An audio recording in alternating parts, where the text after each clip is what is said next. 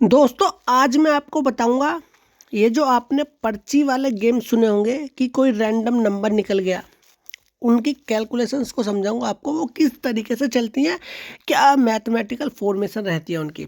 अगर मैं आपसे पूछूं कि किसी बॉक्स में 1 से लेकर 100 तक पर्ची पड़ी हैं और उसमें 1 से लेकर 100 तक नंबरिंग है, तो कोई एक नंबर आने के कितने % चांस हैं। और मैं आपसे बोलता हूँ कि एक दिन में उसमें से केवल 5 बार पर्ची खोली जाएंगी, तो कितने % चांस हैं किसी नंबर के निकलने के। तो यहाँ पे हमको जवाब मिलता है खाली 1% चांस है, क्योंकि हम एक बार में केवल एक ही तो पर्ची निकाल पाएंगे, तो 1% चांस हुए। ऐसे ही दिन में अगर हम 5 बार पर्ची निकाल रहे हैं तो कितने % चांस हुए किसी एक नंबर के निकलने के। 5%, क्योंकि 5 बार पर्ची निकाली और 5 बार अगर वही नंबर आ गया तो 5 बार ही तो निकला भाई 100 में से। अगर मैं कहने लगूं कि 10 बार हम दिन में पर्ची निकालेंगे तो कितने % चांस हुए, तो वहाँ पे हुए 10% चांस, क्योंकि वो नंबर 10 बार आ सकता है। हालांकि ऐसा होता नहीं है कि नंबर सेम रिपीट हो जाए, लेकिन फिर भी हम 10% चांस को मान के चलते हैं। लेकिन अब आता है एक ऐसे स्पेशल केस कि जिसमें हम आपको बताएंगे, कुछ नंबर बताएंगे जो स्पेशल नंबर होते हैं कि उनके आने की प्रोबेबिलिटी बहुत ज़्यादा होती है। उन नंबर की सीरीज कुछ ऐसी है कि जिसमें नंबर रहते हैं 0 से लेके 10 तक, जैसे 01, 02, 03, 04, 05, 06, 07, 08, 09, 10। उसके बाद सीरीज चलती है 10, 20, 30, 40, 50, 60, 70, 80, 90, 100। फिर सीरीज चलती है 11, 22, 33, 44, 55, 66, 77, 88, 99।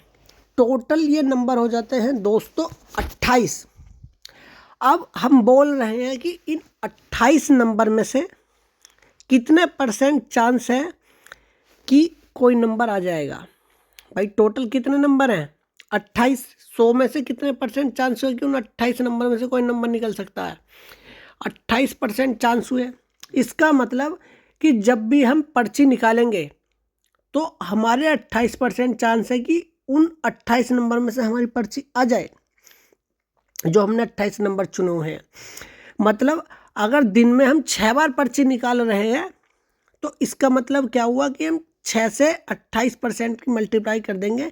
मतलब हर बार पर्ची निकालने में 1.68 लगभग 2% चांस है कि वो पर्ची आ सकती है। ये कोई ट्रिक नहीं है दोस्तों, ये एक मैथमेटिकल कैलकुलेशन है कि पर्ची हमारी आ सकती है।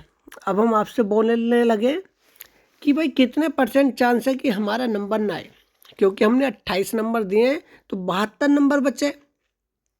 72% चांस है कि दूसरा नंबर आ जाए। लेकिन इस केस में ज़्यादातर क्या होता है, मैक्स टू मैक्स अगर हम दिन में 5 बार पर्ची निकाल रहे हैं या दिन में कोई गेम 5 बार प्ले हो रहा है तो वो मैक्स टू मैक्स 14 गेम तक जाता है या 18 गेम तक जाता है। 19वें नंबर में 20वें नंबर तक डेफिनेट वो नंबर आ जाता है उन 28 नंबरों में से। आप कैलकुलेशन बड़ी से बड़ी निकाल के देख लीजिएगा, रिकॉर्ड उठा के देख लीजिएगा, अगर आपको कहीं मिल जाए।